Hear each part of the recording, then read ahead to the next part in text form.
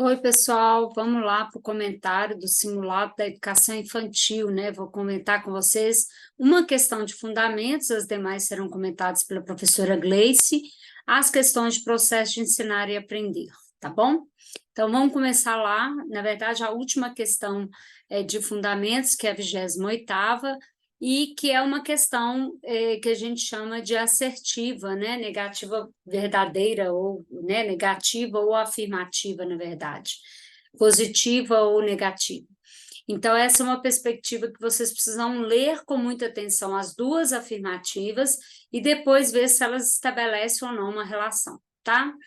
As afirmativas, então, são: nos últimos anos, pesquisas situadas nos campos das ciências sociais humanas têm nos aproximado das culturas e linguagens infantis, abordando a infância como categoria social, compreendendo a criança como sujeito e dando destaque às suas formas de sociabilidade. Essas pesquisas contribuem, assim, para a constituição de uma produção transdisciplinar de estudos acerca da infância e para a emergência de estudos que tomam as crianças como sujeitos ativos na vida social, sujeitos que merecem ser considerados seus traços peculiares e como produtores de uma cultura própria, né, as culturas infantis. Então, nos últimos anos, isso tem acontecido? Sim. E o que são, né, estudos e produções transdisciplinares? Então, a infância, ela é estudada pela medicina, pela pedagogia, pela psicologia, pela psiquiatria, pela própria sociologia, né, as sociologias da infância. Então, é nessa perspectiva transdisciplinar. Então, a infância ela é um tema que é de uma abordagem global nessa perspectiva transdisciplinar, e aí, atualmente, a gente não fala que existe uma cultura infantil, existem as culturas infantis, porque em cada momento, em cada parte, isso vai interligar. Então, essa primeira frase está corretíssima, né? Vamos para a segunda. É muito diferente ter sido criança num tempo ou no outro, ser criança num lugar ou no outro, em grupo ou isoladamente, em uma família ou em outra. Nesse sentido, diferentes crianças, embora tenham traços comuns e características recorrentes em vários ciclos da vida, possuem identidades próprias ou múltiplas identidades construídas a partir de suas interações sociais. Ou seja, quando eu digo que uma criança de 5 anos, ela existe características que são comuns, né? O próprio Piaget nomeou essas características, né? Classificou nas fases, porém, eu não posso dizer que toda criança de 5 anos vive a infância da mesma forma, ou vive o ser criança da mesma forma, né? Então, e esse porquê, então, faz todo sentido, ou seja, como eu tenho culturas infantis, eu tenho crianças com características, modelos e repercussões muito diferenciadas também. Então, as duas questões estão certas, né? São verdadeiras, certinho. Vamos para os processos de ensinar e aprender, e aí nós vamos ter as pedagogias da infância, nós vamos ter a base nacional, né? Que são as tendências ali para a educação dentro dos processos da educação infantil, tá bom? Então, vamos lá nos processos de ensinar e aprender. Primeira questão é sobre Vygotsky, né? Então, está pedindo ali para analisar as 4 afirmativas, façam isso com atenção, olhem o vocabulário, tá? Então, a primeira afirmativa: a linguagem e o pensamento tem na cultura e no social, tem na cultura e no social apenas? Ou seja, a linguagem e o pensamento só existe na cultura e no social? Não, né? A linguagem e o pensamento eles também estão ligados na perspectiva biológica. Então, para o Vygotsky, a questão cultural e social é importante, mas ele não abandona a base biológica, tá? A cultura faz parte do desenvolvimento humano e deve ser integrada ao estudo e à explicação das funções superiores, sim.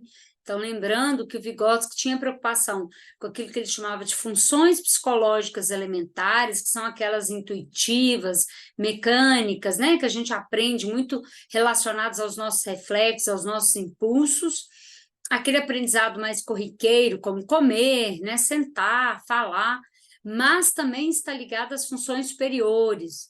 Então, não é falar de qualquer jeito, falar com consciência, falar com um planejamento prévio, já são funções superiores.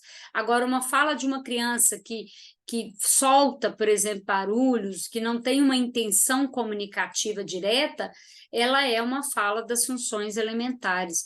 Já a fala consciente, a fala planejada, a fala arquitetada, a fala que tem entonação, que tem sentido, ela é das funções superiores, né? O que o Vygotsky vai falar. Então, a 2 está correta.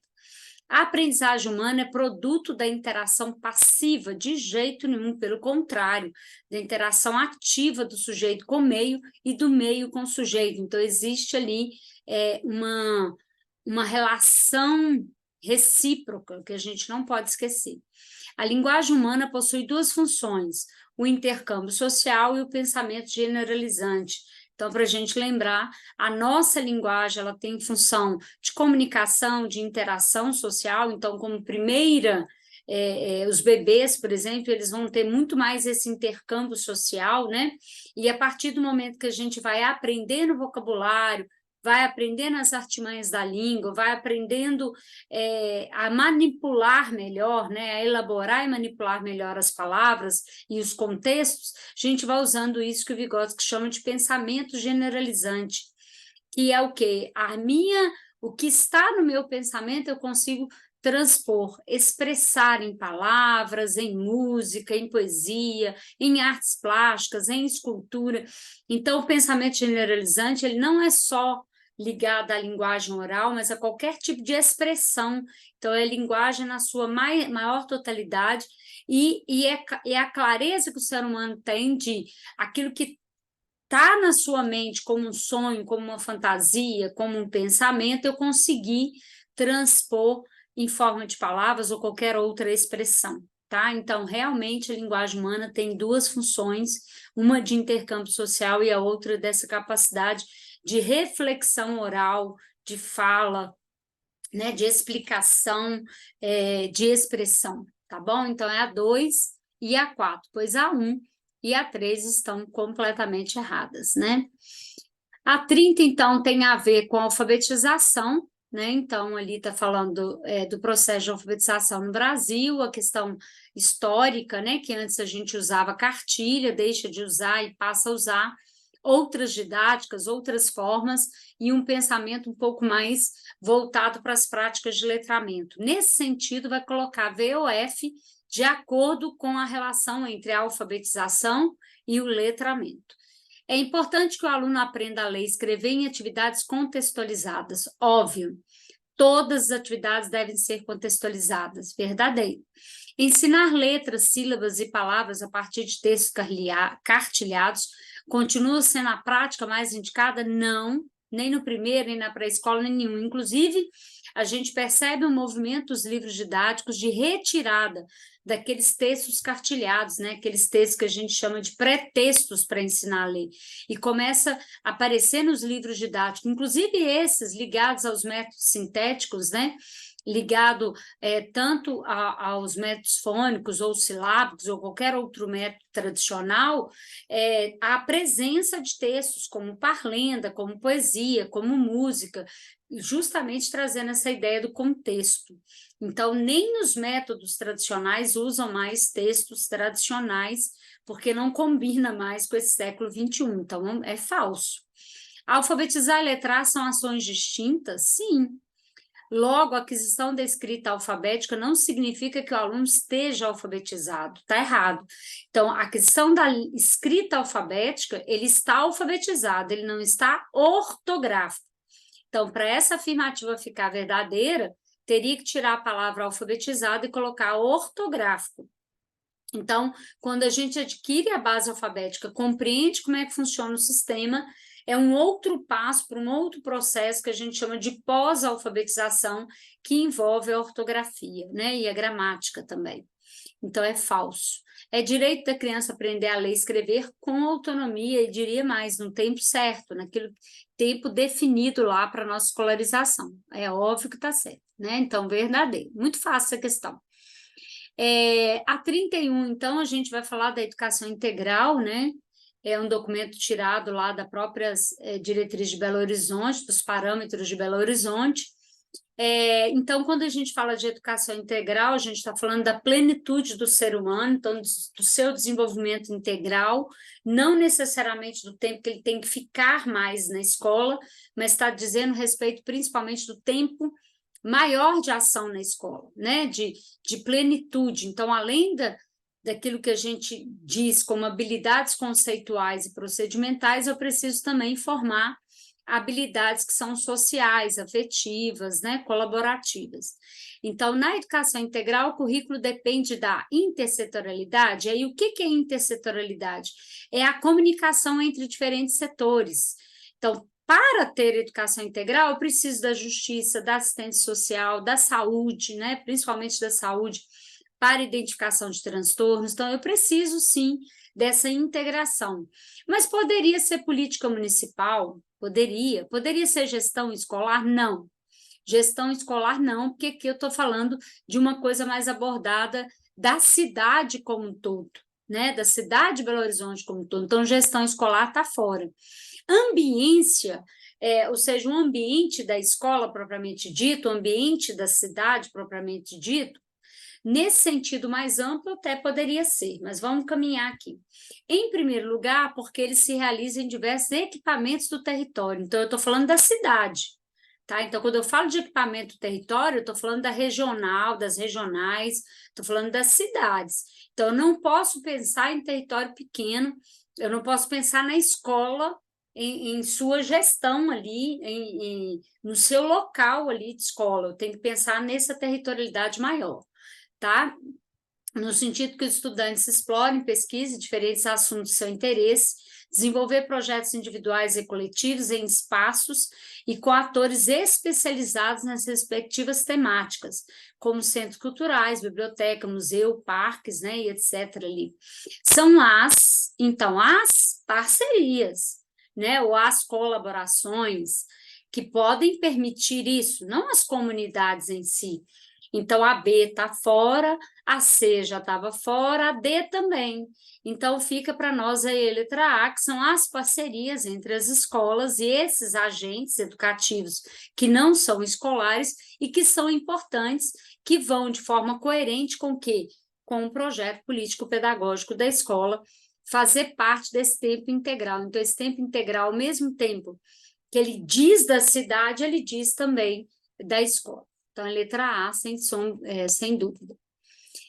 Nessa aqui da questão 30, né? Opa, 30 não, 32. Espera aí, deixa eu correr aqui bonitinho. Na 32, nós temos duas frases, né? Então, muito naquele modelo que eu já expliquei, precisa ler com atenção, tá?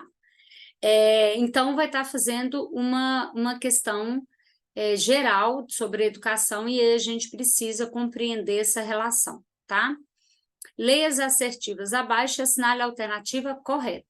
A educação nas últimas décadas, em vários países, vem passando por grandes transformações para ajustar-se às novas características e exigências de uma sociedade moderna, por muitos identificada como sociedade da informação ou do conhecimento. Assim, o trabalho educacional deve se desenvolver a partir de novos desenhos curriculares, investimentos em recursos tecnológicos e didáticos e aperfeiçoamento do professor. É justamente o tripé necessário para as mudanças que vão precisar acontecer desde o século XXI, né, desde a nossa mudança de século, mas principalmente no contexto dessas mudanças a mais atuais, relacionadas às tecnologias digitais. Então, a primeira frase está corretíssima. Vamos ver se esse porquê tem solução, né? Então, o Brasil precisa investir na educação básica, claro, né? Considerando as demandas do mercado, que neste período denominado sociedade do conhecimento, necessita de mão de obra técnica, capaz de atuar em sistemas produtivos sequenciais e repetitivos. Então, daí a gente já vê que está errado, né? Primeiro, a gente não forma para o mercado de trabalho, a LDB, as diretrizes curriculares nacionais, a base nacional, as proposições curriculares de Belo Horizonte, todas vão falar da questão da cidadania, da questão da igualdade, da solidariedade e principalmente do mundo do trabalho, e não do mercado do trabalho. Não é para o mercado de trabalho que a gente forma a criança, o adolescente, o jovem, para pensar que nós humanos temos um aspecto na nossa sociedade chamado trabalho. Temos esse aspecto na perspectiva remunerada e não remunerada. Então, o ser humano, ele é o trabalho e ele se constitui no trabalho, tanto remunerado quanto não remunerado, né? Então, o ser humano exerce trabalho o tempo todo. Portanto, de forma nenhuma que essa preparação técnica voltada para a demanda do mercado, porque aí a gente não vai ter uma educação que pense o protagonismo, que pense o empreendedorismo, que pense a criatividade, né? Nós vamos ter robôs que vão atender as demandas do mercado, não é essa a intenção educativa desde 1996. Portanto, a primeira está certa, mas a segunda está errada, letra B. A 33, então, fala da base nacional, né? Então, nós vamos fazer uma análise aí das questões que são colocadas com relação à base nacional, tá? A base é uma referência, né? Consideradas essenciais a todos os estudantes. Leia as afirmativas abaixo e identifique as que são exemplos de habilidades presentes da base. Então, um detalhe importante, a FGV está gostando de pôr essa coisa de habilidade e competência. Um detalhe importante, para você saber diferenciar. Habilidade trata de conteúdo, tá? Então, as competências são mais abrangentes, então você não identifica muito a área. Você pode até identificar a área, mas você não identifica muito componente curricular direto ali, ele é mais abrangente. São verbos maiores que demandam tempo, e além disso não fala claramente, não deixa explícito claramente o tema, o conteúdo da aula. Já as habilidades, isso fica mais explícito, porque é justamente com as habilidades que eu vou produzir o meu plano de aula. Então, é importante sempre pensar nessa técnica na hora de ler. Então, por exemplo, exercitar a curiosidade intelectual. Olha esse verbo, né? Exercitar a curiosidade intelectual. Eu preciso de muito tempo. Daí a gente já fala que não pode ser uma habilidade. Eu não vou conseguir numa aula ou em poucas aulas fazer a pessoa desenvolver a curiosidade intelectual. Mas recorrer à abordagem própria das ciências. Quais ciências? Também não está estipulando, incluindo a investigação, a reflexão, a análise crítica, a imaginação e a criatividade, extremamente abrangente, extremamente ampla. Não fala quais ciências claramente, está dizendo de uma ação, de um saber fazer, de uma mobilização que é muito global, que demanda muito tempo, que envolve muitas coisas, tá? Então, a com certeza está falando de competência e não de habilidade. 2, expressar-se livremente por meio de desenho, pintura, colagem, está vendo que está mais direcionado? Criando produções bidimensionais e tridimensionais. Então, eu tenho tema, eu tenho conteúdo, eu tenho assunto. Então, eu quero que ele se expresse por meio de desenho, pintura, colagem, dobradura ou escultura, né? E escultura em produções bidimensionais e tridimensionais. Então, eu estou direcionando a aula, eu estou direcionando o plano de aula ali, mesmo que em uma aula eu não consiga fazer isso, isso é uma habilidade, porque está direcionado para o conteúdo. 3, selecionar livro da biblioteca ou cantinho de leitura da sala, disponíveis em meios digitais para leitura individual, justificando a escolha e compartilhando com seus colegas. Então, aqui é seleção justificativa. Também é muito imediato, é muito direcionado, né? Portanto, é uma habilidade também. Identificar e respeitar acontecimentos sagrados de diferentes culturas e tradições religiosas como recurso para preservar a memória. Nítido que é uma habilidade do ensino religioso, eu estou direcionando para a questão do sagrado e as suas diferentes culturas. Portanto, só há um que não é uma habilidade, né? As outras todas são, então, 3 são habilidades que tratam da BNCC, ok? Uma só é competência. 34. Analise também é uma da base nacional. Vamos analisar, então, as afirmativas e responder de acordo com as corretas. Primeiro, o ensino fundamental está dividido em duas fases ou etapas, pode aparecer na prova. Fase, a melhor palavra ali, etapa também. Anos iniciais, primeiro ao sexto? Não. Anos iniciais, primeiro ao quinto. E anos finais, sexto ao nono. Está errado. A educação infantil está dividida em 3 fases ou 3 etapas: bebê, criança bem pequena e criança pequena. Lembrando, bebê do nascimento até 1 ano e 7 meses, aproximadamente, criança bem pequena de 1 ano e 7 meses até 3 anos e 11 meses, aproximadamente, que a gente chama de creche, que é obrigatória para o Estado, mas não é obrigatória para a família, né? Então, a criança pode estudar ou não, de acordo com a opção familiar, mas o Estado tem que ofertar vaga caso seja demandado.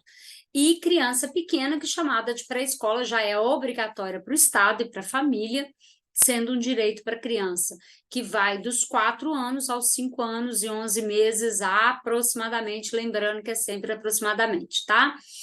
Então, a 2 está correta. As competências gerais devem ser desenvolvidas ao longo da educação básica em forma de projetos temáticos? Não, cuidado com essa armadilha. As competências gerais, que são 10, né? Vocês vão lembrar, que tem a ver com conhecimento científico, com curiosidade, com autogestão, com responsabilidade social, com autocuidado, com promoção à saúde, com a diversidade, com as linguagens tecnológicas, né? Então, nessa perspectiva, 10 elas são para trabalhar o tempo todo nas salas de aula, né? Elas são competências que vão ser desenvolvidas da educação infantil até o final do ensino médio, e elas vão estar articuladas a todas as áreas, não é para fazer projeto diversidade, projeto meio ambiente, até pode fazer isso, mas não para desenvolvimento das 10 competências, porque a ideia das 10 competências é que elas estejam interligadas a tudo o tempo todo, que elas não deixem de envolver diariamente as discussões que perpassam a escola, tá? Por isso elas são chamadas competências gerais. Então, a 3 está errada também, a 1 e a 3 estão erradas. O ensino religioso deve fazer parte do plano curricular das escolas, garantindo o desenvolvimento das habilidades previstas para esse componente curricular. Sim, para o ensino fundamental. Educação infantil e ensino médio não tem ensino religioso, mas aqui a frase está correta, apesar de não ter demarcado que é o ensino fundamental. Então, é obrigatório para a escola ofertar, sendo facultativa para a família, tá bom? E cuidado com isso, principalmente quem trabalha na rede Belo Horizonte, que Belo Horizonte, por enquanto, não tem, mas tem que ter. Está lá na LDB e está também na Base Nacional Comum Curricular.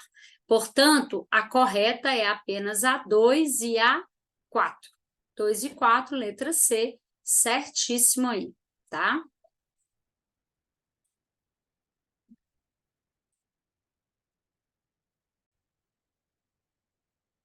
A 35, então, fala de sentidos de texto, né, na perspectiva da linguagem, aí eu não estou falando da linguagem e códigos, né, e seus códigos, suas tecnologias, eu estou falando da linguagem humana, tá, nessa perspectiva bem que o Vygotsky trabalha, que é a perspectiva que traga hoje para o Brasil, na perspectiva da alfabetização, do letramento, do desenvolvimento da consciência fonológica, da linguagem oral, principalmente para as crianças, tá? Então, ó, no processo de leitura e construção do sentido dos textos, levamos em conta que a escrita, a fala, se baseia em formas padrão e relativamente estáveis de estruturação. Sobre as concepções de língua e de letramento, nas quais as práticas orais têm um lugar de importância similar às práticas escritas, considera as afirmações nos itens a seguir sobre os objetivos do ensino na linguagem das escolas. Então, a gente tem, na perspectiva das proposições curriculares da educação infantil, a área, né, o tema de linguagens, que é muito importante. Já na base nacional, nós vamos ter lá escuta, fala, pensamento e imaginação, que vai tratar muito do desenvolvimento da linguagem oral, né? Então, tem lá, em uma concepção de letramento, é importante promover práticas de oralidade e escrita de forma integrada, levando os alunos a identificar as relações entre oralidade e escrita. É fundamental, né?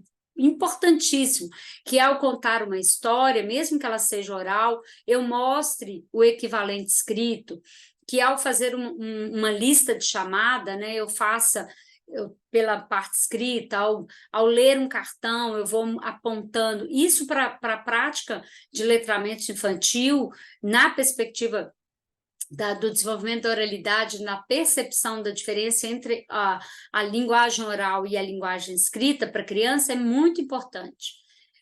Quando se pensa em letramento, o professor deve criar situações em que os alunos tenham oportunidade de refletir sobre os textos que leem, escrevem, falam e ouvem, né? Então, a criança tem que entender, por exemplo, quando ela está me contando um caso, ela está produzindo um texto, né? Quando ela está falando de alguma coisa, ela tem que ter ordenação de fatos, ela tem que ter coerência no que ela fala, senão eu não vou entender o que ela está falando.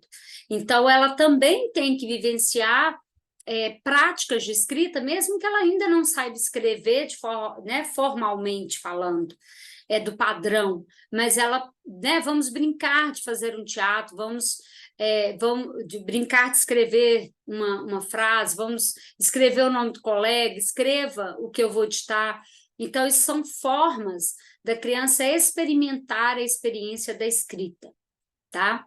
Letramento é a decifração dos códigos das palavras, não de jeito nenhum, tá? Então, letramento é o uso ou a relação com o uso das práticas sociais, da escrita, né? Então, as práticas de letramento é quando eu trabalho a escrita e a leitura dentro das práticas sociais em que são inseridas. Então, o 3 está errado. Por enquanto, só o 3 que está errado, né? Não basta apenas codificar e decodificar a língua escrita, é preciso desenvolver a habilidade de produzir e ouvir textos de diferentes gêneros e com diferentes funções. Aqui eu coloquei codificar, deixei, né, o codificar e decodificar, é uma palavra que está caindo em desuso, mas que pode aparecer na prova e ainda considerada como correta, tá? Muitos textos da Magda Soares anteriores a 2012, 15, os demais ela já tinha sofrido edição nova, né? Mas muitos textos mais anteriores a 2012 e 15 ainda usavam esse termo, que hoje é substituído, né, pela identificação de palavras ou a leitura de palavras. Precisa muito mais do que ler as palavras, precisa compreendê-las dentro do contexto maior, tá? Então, não é codificar e nem decodificar propriamente dito, mas a identificação, a percepção, a leitura daquelas palavras que devem envolver outras habilidades. Portanto, aqui só a 3 que está incorreta, né? Então, a 1, a 2 e a 4 são verdadeiros, gabarita certinho aí. A professora X seleciona atividades diárias para o desenvolvimento da consciência fonológica dos estudantes. Assinale a prática pedagógica que auxilia no desenvolvimento do conceito de aliteração. Então, vamos lembrar, conceito de aliteração é quando eu tenho sons iniciais iguais, rima, sons finais iguais, tá? Então, cuidado com essa palavra na prova.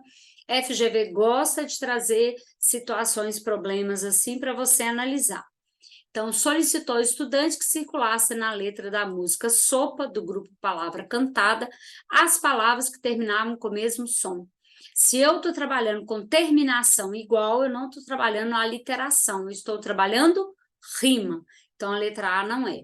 Solicitou aos alunos que recortassem de materiais impressos diversos 7 palavras com dígrafos, RR, CH, né, SS.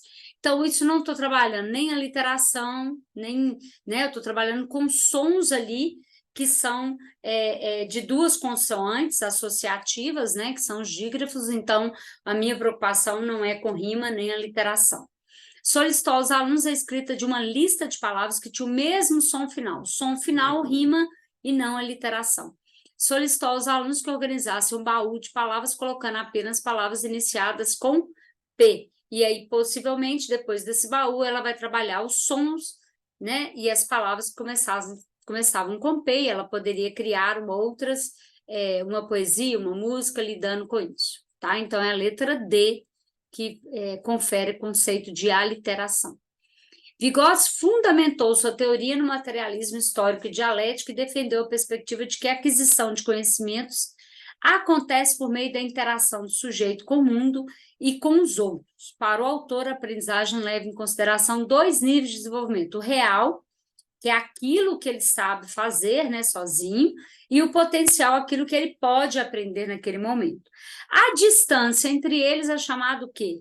Zona de desenvolvimento proximal. Não é aproximado, não é o potencial e nem integrado. É a zona de desenvolvimento proximal.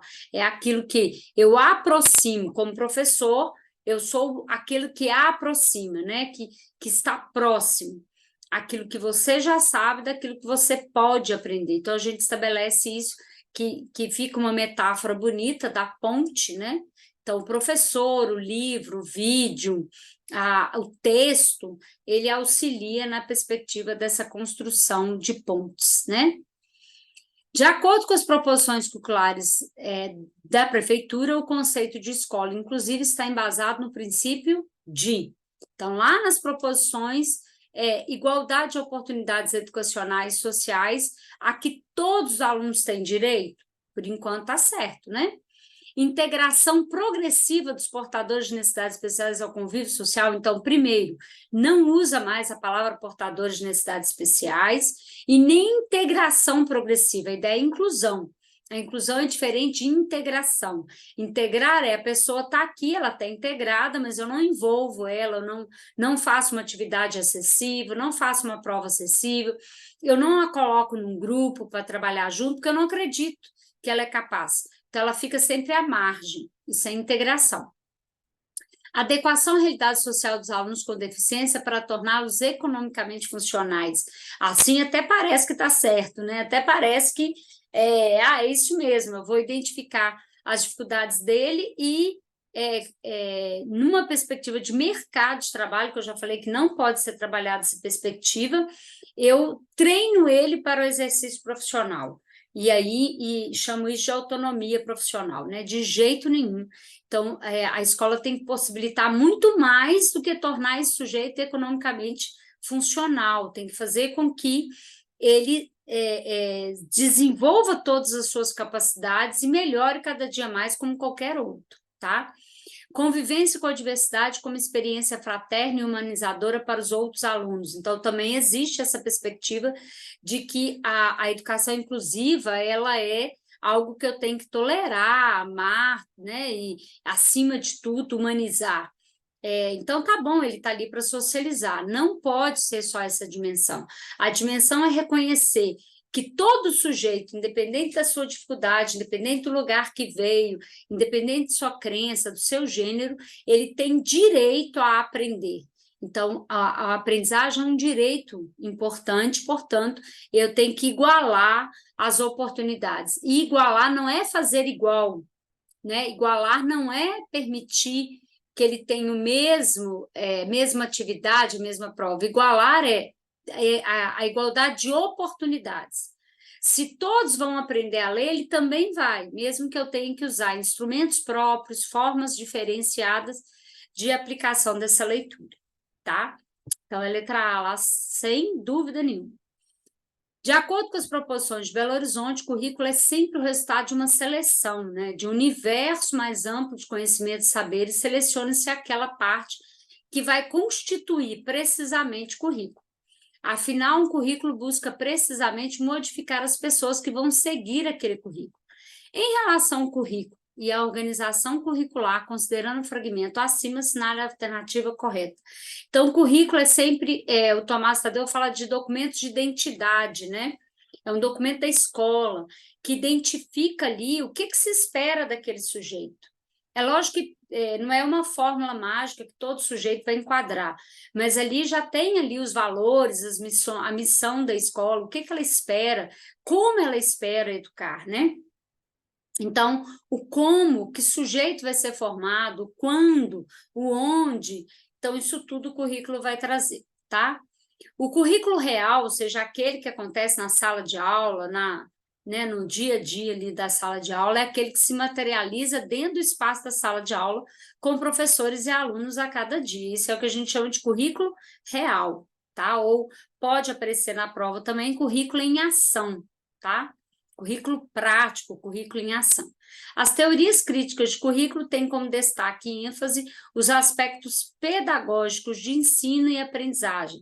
Na verdade, as teorias críticas, como o próprio nome diz, né, aqueles que fazem críticas, eles não têm destaque a questão pedagógica, eles têm destaque a questão da argumentação, da problematização, por que eu ensino isso e não aquilo, da questão das relações de poder, eles têm uma preocupação de identificação de relações de poder, de jogo de poder dentro dos currículos, tá?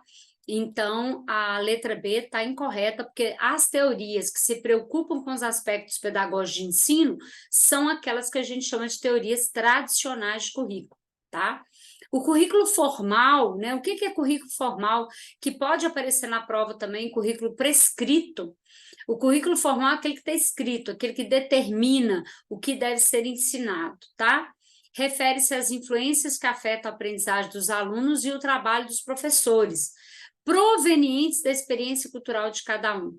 Então, o currículo formal, ele, na verdade, ele não faz a referência à realidade do aluno. Então, se a gente pegar, por exemplo, as diretrizes curriculares nacionais desse país, desse tamanho, com tanta diversidade cultural, é impossível as diretrizes determinarem como cada escola vai funcionar. Então, o currículo formal, ele trabalha muito mais na abrangência global, daquilo que são aprendizagens comuns. A parte diversificada cultural, ela fica muito mais com o currículo real, tá? Que é aquela parte que vai ser específica de cada comunidade, de cada região ou de cada território. O currículo é um reflexo e um produto do processo de planejamento escolar, dando visibilidade ao planejamento participativo, em que, por meio de ações descentralizadas, então o problema dessa frase aí são as ações descentralizadas e também reflexo um produto, processo de planejamento escolar, não. Na verdade, o currículo ele antecede ao planejamento escolar. O planejamento escolar, que é um produto e processo, tá? do currículo. Então, a frase ali está incorreta por causa da ordem. Então, o planejamento escolar é que é o reflexo e o produto de um currículo. Eu tenho plano curricular, a partir desse plano curricular, ou desse currículo, a gente não chama mais de grade, né, curricular, a gente chama de plano curricular. Então, a partir desse plano curricular é que eu vou construir o meu planejamento, sempre de preferência de forma coletiva, né, negociada e dialógica com os participantes ali do processo. Então, a letra A é a melhor resposta, sem dúvida nenhuma, tá? Vamos para 40, então. Sobre as bases psicológicas da aprendizagem, assinale a alternativa correta, né? Na proposta teórica de Emília Ferreiro, o desenvolvimento cognitivo é explicado numa sucessão dos seguintes estágios. Primeiro, a Emília Ferreiro não separou estágio, tá? Lembrando, a Emília Ferreiro, ela usou Piaget, ela foi orientanda do Piaget, e ela usou o pensamento Piaget, as teorias de Piaget, para desenvolver a sua própria teoria, chamada psicogênese da escrita, em que ela, sim, elabora níveis de escrita, e não níveis sucessivos, ou né, níveis da infância. Quem fez isso foi o Piaget. Então, a letra A está errada por causa da palavra Emília Ferreira ali, por causa da estudiosa. Não foi Emília Ferreira que fez isso, mas foi Jean Piaget. Piaget considerava que os processos psicológicos superiores humanos se constituem em atividades mediadas pela linguagem. Quem faz isso é Vygotsky. Vygotsky que vai falar de processos psicológicos superiores. Piaget vai falar de esquemas mentais. Ele vai falar de uma estrutura. A partir daquilo que nos desequilibra, a gente vai assimilar para compreender, a partir disso a gente mobiliza os conhecimentos que a gente já possui, e a partir dessa mobilização a gente constrói respostas, a gente constrói formas de pensar e gera novos esquemas mentais, e assim continua um ciclo, né? E quem fala de processos psicológicos superiores é Vygotsky, não Piaget. Vygotsky estabeleceu as bases para uma nova compreensão da relação entre o sujeito psicológico e o contexto histórico, que resgata o sentido subjetivo e pessoal do homem, mas situando na trama complexa das relações sociais. Muito bonita essa frase, né? Então, Vygotsky foi justamente isso. Ele não deixou de estudar os processos psicológicos do ser humano, mas fez isso relacionado à questão da história, da sociedade, da cultura.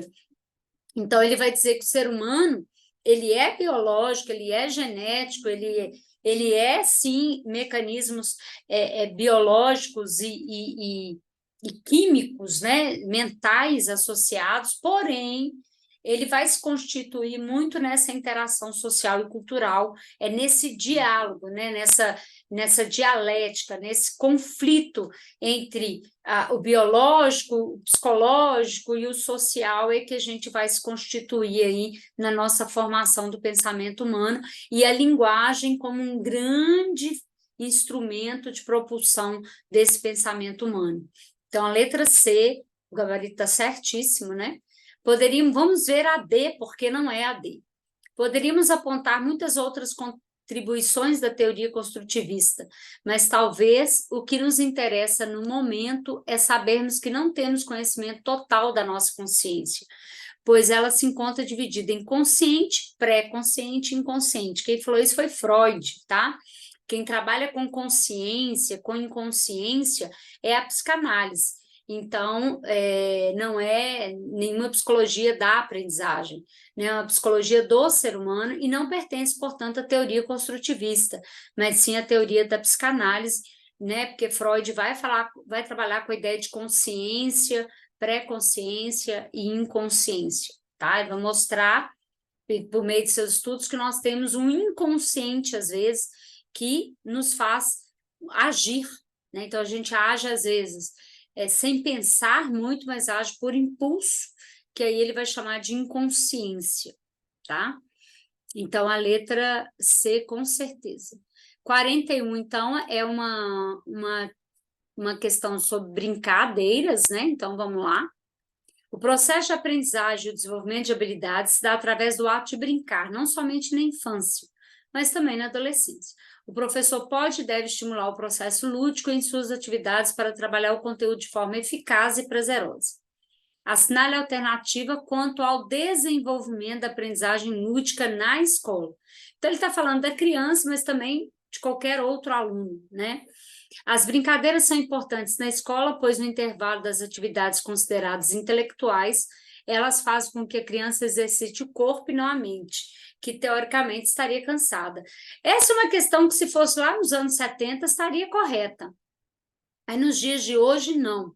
O brincar faz parte da nossa elaboração de pensamento, daí a ideia do interagir e brincar para a educação infantil, né? Daí a ideia de que eu tenho que constituir atividades lúdicas, não para o sujeito descansar, mas para ele reelaborar, para ele sistematizar o pensamento, para ele conseguir interligar esse pensamento chamado conceitual ao pensamento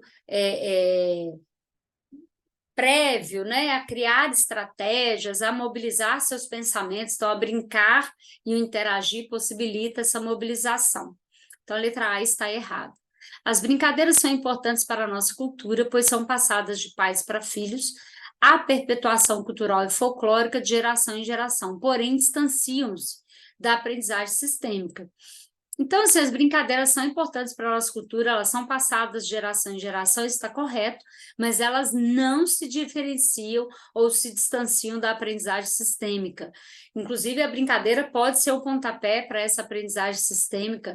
Eu posso, ao invés de dar uma lista de adição, brincar de boliche e pedir para que as crianças vão anotando a quantidade de pinos que cada um derruba, e no final elas vão fazer o quê? Elas vão fazer uma adição para descobrir quem derrubou mais pinos.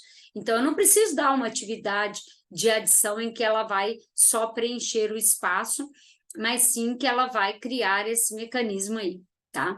Brinquedos e jogos são instrumentos importantes para que os pais possam estimular o desenvolvimento infantil, pois na escola a informação é trabalhada de maneira sistemática, limitando o brinquedo e jogos somente em aulas da educação física também. Se fosse lá nos anos 70, início dos anos 80, era esse que acontecia, né? O brincar, ele era considerado como lazer, e hoje a gente já tem muitos estudos que demonstram a importância do lúdico na aprendizagem humana, e o lúdico não pode ser separado dessa aprendizagem que a gente chama de aprendizagem sistemática, Eu preciso associar os dois, tá? Então, A, B e C estão errados. Jogos e brincadeiras contribuem para a socialização e desenvolvimento da assimilação e capacidades mentais como a linguagem e raciocínio lógico, aquilo que eu falei, né? A criança, quando ela está jogando, ela está negociando, ela está falando, ela está expondo, ela está criando estratégias, tudo realmente é o desenvolvimento da linguagem, do raciocínio lógico e principalmente da elaboração de estratégias, né? De negociação com o colega quando ela quer brincar e o outro colega não quer brincar daquilo que ela quer, né? Então é ótimo. Então, letra D lá, bonitinho, tá? Assinale a alternativa incorreta. Então, cuidado, tem poucas questões desse tipo na FGV, mas eu quis colocar uma, essa não caiu para a FGV, essa eu que elaborei, mas eu quis colocar uma parecida, porque vai falar de tudo, então você tem que analisar com cuidado questão alternativa por alternativa, tá?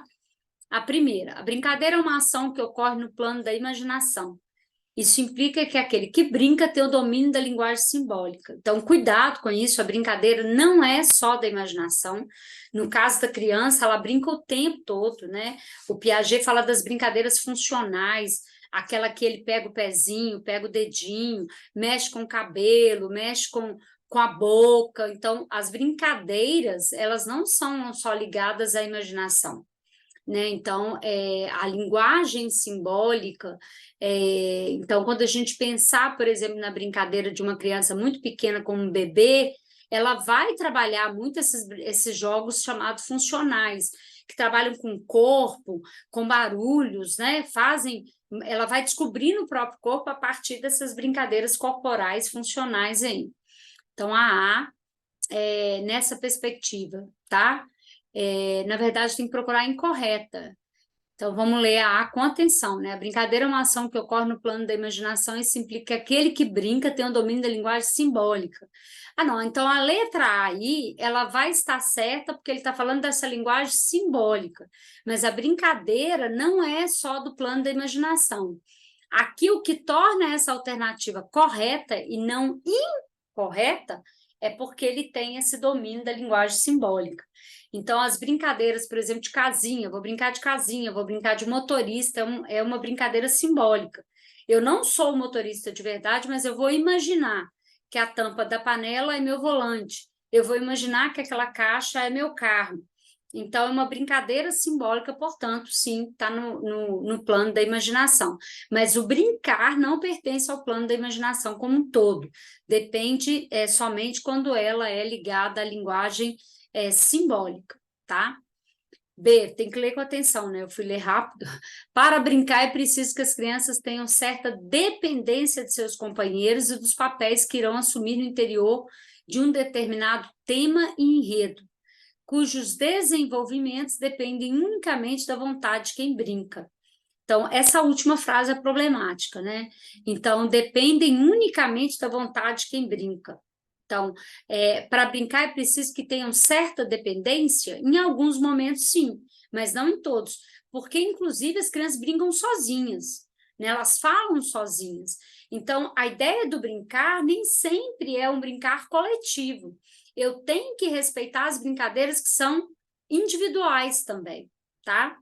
Então, a B está problemática, vamos ver o resto, tá? Né? Questão que está mais complexa. No ato de brincar, os sinais, os gestos, objetos, os espaços valem e significam outra coisa daquilo que aparentam ser.